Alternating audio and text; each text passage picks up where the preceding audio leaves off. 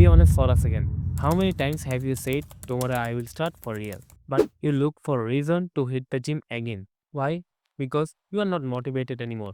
Your tomorrow turn into the next week, and the next week turn into the next year. It's not because you are lazy, it's because your motivation is lying to you. And today I will show you how people who never feel motivated still show up every day in the gym. Stick with me till the end because the last point is the one nobody talks about, and it might change everything for you.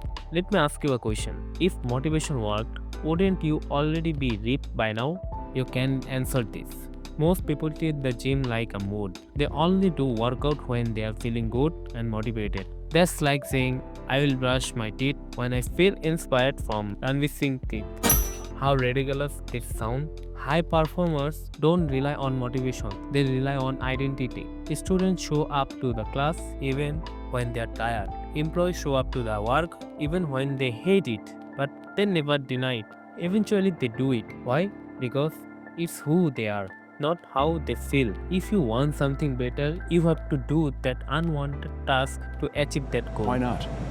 I don't ever give up. You have to feel the obsession. So instead of saying I'm trying to go to the gym but I couldn't, start saying to yourself, I will never miss my workout again. Whether you are doing 15 minutes a day, just never miss it. Because consistency isn't built by intensity, it's built by showing up on your own days. Let me guess, you have skipped workout because you didn't feel ready, but somehow still had the energy to scroll TikToks for 2 hours. How is it possible? Ask yourself. But here's the problem. Even when you show up, you still quit after a few weeks. And that's because you're fighting the wrong enemy. The real enemy isn't weight, it's time. Every day you skip the gym, you don't just lose muscle, you lose momentum. Think of it like a money. Skipping one day is like skipping $1. Not a big deal until it happens every day for a year. Now calculate it. How many dollars you have lost? Imagine yourself after 6 months from now, stronger, confident, clothes fitting better, or the same body, same excuses, same regrets. Fear can be powerful when you use it right. The fear of staying in the same position should hurt more than the pain of one workout because motivation fades but regret sticks around for years. Please answer this. How many days are you willing to waste? You might be thinking, okay, I get it, but how do I actually stay consistent every day? This is where most advice fails. And the final point is the real secret. Here's what no one will tell you.